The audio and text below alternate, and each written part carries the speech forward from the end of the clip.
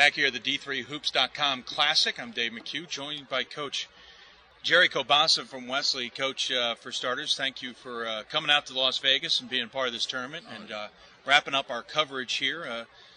First and foremost, your Wolverines, kind of a tough battle here in the end, but your experience overall. With Las Vegas, we can't say enough nice things. D3 Hoops, Sport Tours, Brett, his entire staff, the hotel, everybody in this city has been fantastic.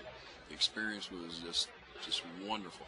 Wish we could have turned a couple things around, but it wasn't meant to be. We just stopped making foul shots. We stopped moving, and give Merchant Marine credit. They did a damn good job the last 10 minutes of the game, and they earned it. I was going to say, tough game here. You're up 19 at one point, 14 at the half.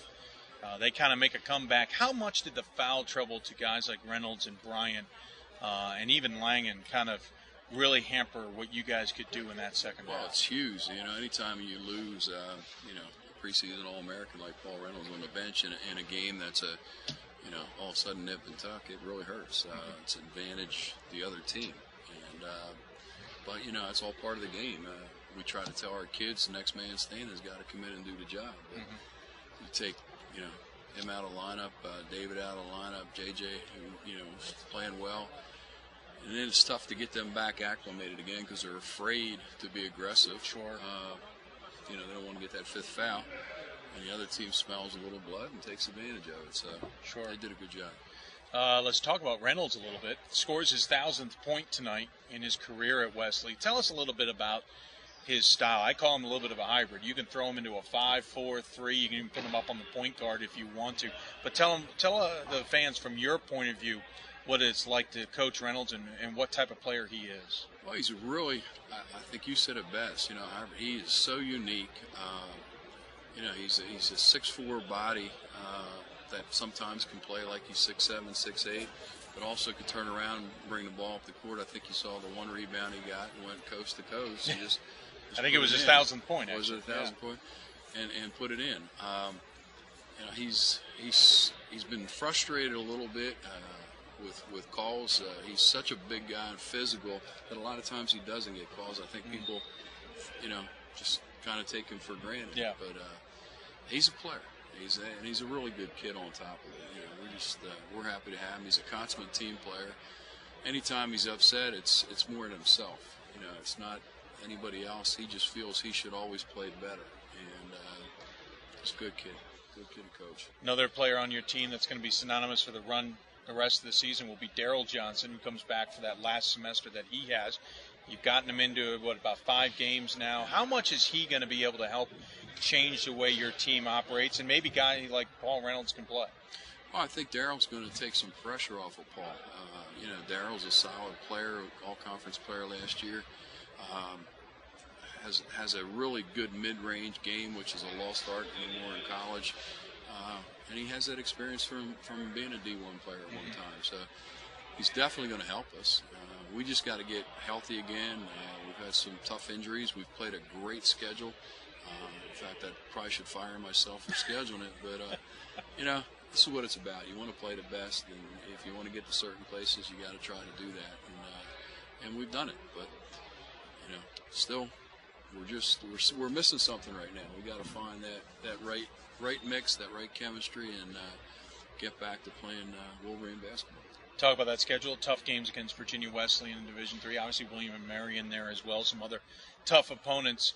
That's the past. The future, you jump right into the Capital Athletic Conference schedule coming up here shortly in the Mid-Atlantic. St. Mary's has been the cream of the crop, but you guys tripped them up a couple years ago in the title game. They've lost a few players. You think this is a conference that you can take? If we start playing the way we can, yes. I honestly believe this team can come together and turn the whole thing around. I really believe that. We've got some really good players, but it's going to take more than that. That conference this year is going to be outstanding. Salisbury's got a new coach. He's done an outstanding job there. Mary Washington's playing out of sight. St. Mary's is playing out of sight. York is always good. So Stevenson is much better. I don't think there's going to be any night where anybody in the Capitol can take a night off. It's it's deep. It is deep this year, and you're going to have to show up and play. If you don't play, you're going to walk home just like tonight, or fly home. Yeah, fly home eventually. One last question about the season. The Mid-Atlantic region, in a sense, you also have F&M in there, and you have the Centennial and some other conferences. How does the Mid-Atlantic stack up this year, you think? What are the teams to watch, and who should people watch out for? You've got, of course, you got Franklin and Marshall as always. You've got, Lebanon Valley, is a pretty solid ball club. That conference that Franklin and Marshall in, there's probably, Dickinson seems to be much improved. Even they say the lower teams like a Washington College, and I hate anybody saying it, right, but they're a good basketball team. Yeah. They're really good. So I think the Mid-Atlantic has got to be. You might have a team here or there in the Midwest or the West, but the Mid-Atlantic's got so many good teams. It's a battle every single night. And we just got to get ready for it. Let's get back to Vegas. Had the chance to hang out here, play a couple games, but also get to see the sights, I hope, or at least plan to. What's been the plan so far? Well, we're actually taking the Red Eye home tonight. Oh. We got to get back.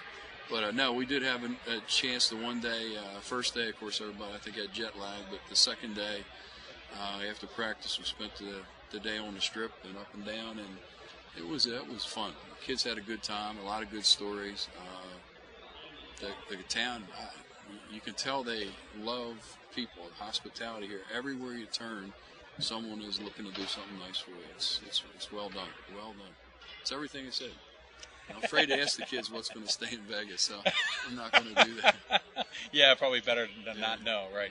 Well, Coach, I appreciate you joining us here. Thank you for coming to the tournament. It was fun to watch you guys all the way out here. Appreciate everything you guys do for D3. Well, thank you. People don't realize, you look at Division I and Division II, there's a lot of outstanding players and a lot of outstanding coaches in D3, and I think D3 and what you guys do will be proud. So thank you. Very good. Well, thank you so much. Coach Kobasa here from D3Hoops.com Classic, and that wraps up our 20 teams from Las Vegas.